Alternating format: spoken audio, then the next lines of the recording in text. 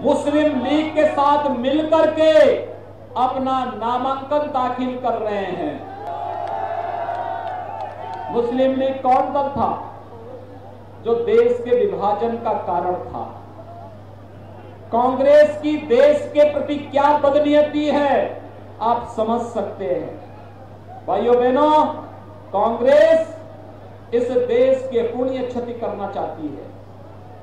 उनके घोषणा पत्र में स्पष्ट कह दिया उन्होंने कह दिया है कि जो देशद्रोह शब्द है आतंकवादियों के लिए, नक्सलियों के लिए, ये शब्द वे समाप्त कर देंगे और साथ ही साथ उस धारा को समाप्त करके जम्मू कश्मीर के अंदर जो हमारा बहादुर जवान भारत की सीमाओं की रक्षा करते हुए आतंकवाद और उग्रवाद को वहां पूरी शक्ति के साथ कुचल रहा है और पूर्वोत्तर के राज्यों में भी हमारा बहादुर जवान अपने शौर्य से, अपने पराक्रम से आतंकवाद और उग्रवाद के खिलाफ लड़ रहा है। कांग्रेस ने अपने घोषणा पत्र में कहा है कि सेना को मिले विशेष अधिकारों को समाप्त कर देंगे। भाइयों बहनों, कांग्रेस देश को ले जाना कहां चाहती है? कहां कांग्रेस देश को ले जाना चाहती है?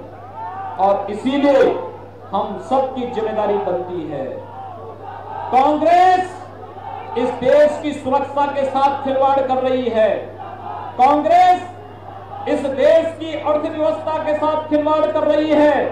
कांग्रेस इस देश के किसानों के भविष्य के साथ और कांग्रेस इस देश के नौजवानों के साथ खिलवाड़ कर रही है। और ये खिलवाड़ न कांग्रेस को करने दीजिए, न सपा बसपा को करने दीजिए, क्योंकि ये सभी के सभी एक ही थैले के चट्टे बट्टे हैं। इनसे कोई भी अच्छा कार्य नहीं हो सकता है।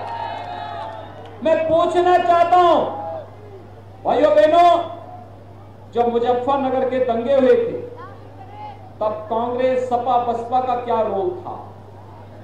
तब लोकदल का क्या रोल था? तब ये लोग क्या कर रहे थे? जब यहां पर निर्दोष नौजवान मारे जा रहे थे, जब यहां पर बहुसंख्यक समाज पर समाजवादी पार्टी के गुंडे और उनके द्वारा प्रेशर प्राप्त और बहुजन समाजवादी पार्टी के यहां के उस समय के तमाम नेतागण तमाम प्रकार से उन्हें प्रताड़ित और अपमानित करने का प्रयास कर रहे थे, तब तो आपके समर्थन में भारतीय जनता पार्टी के सांसद, विधायक और कार्यकर्ता ही आए थे। और आगे भी ये मान करके चलिए कि जब भी संकट आएगा भारतीय जनता पार्टी का कार्यकर्ता ही सामने खड़ा नजर आएगा, बाकी कोई खड़ा नहीं नजर आएगा, क्योंकि उनके मन में आपके प्रति कोई किसी प्रकार का कोई संवेदनशीलता है ही नहीं। वे चाहते ही नहीं कि आप सुरक्षित हो, वे चाहते ही नहीं कि आपके हितों के लिए कोई कार्य हो, वे चाहते ही नहीं कि विकास के कोई कार्य हो, वे चाहते ही नहीं कि आपकी आस्था का सम्मान हो, क्योंकि कांग्रेस सपा बसपा अपने हिडन एजेंडे के साथ चुनावी समर में है। जब लगता है कि बहुसंख्यक समाज उन्हें छिटकेगा तो उन्हें वोट बैंक नजर आने लगता है, तब मंदिर मंदिर जाएंगे। और जब लगता है कि नहीं, तुष्टीकरण की नीति पर चल करके हम इस बहुसंख्यक समाज को दबा देंगे, तो तब उनके द्वारा ये कहा जाता है कि राम और कृष्ण का तो अस्तित्व ही नहीं था।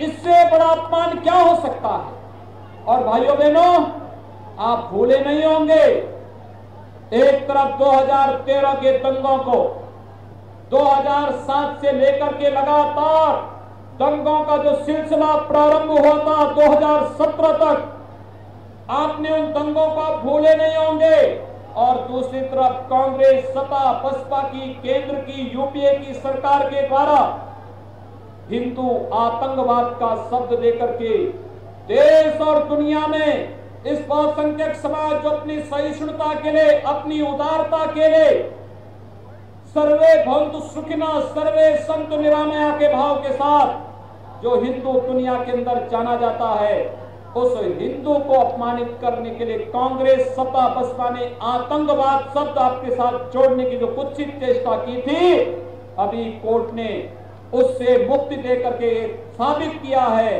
कि कांग्रेस की साजिश इस देश के बहुसंख्यक समाज के खिलाफ साजिश थी, इस देश के खिलाफ साजिश थी। और मैं आप सबसे आह्वान करूंगा कि कांग्रेस को इस साजिश के लिए, सपा बसपा को इस साजिश के लिए कभी माफ किए जाने की आवश्यकता नहीं, इनको जवाब दिए जाने की आवश्यकता। जब जवाब देने की नौबत आती है, इनको जवाब देने की भी आवश्यकता है।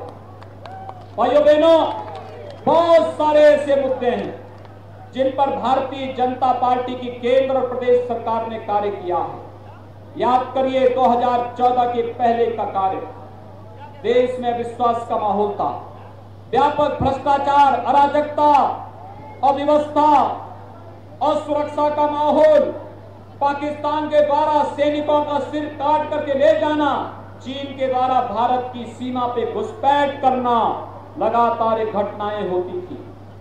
2014 के बाद मैं 26 मई 2014 की तिथि को भारत के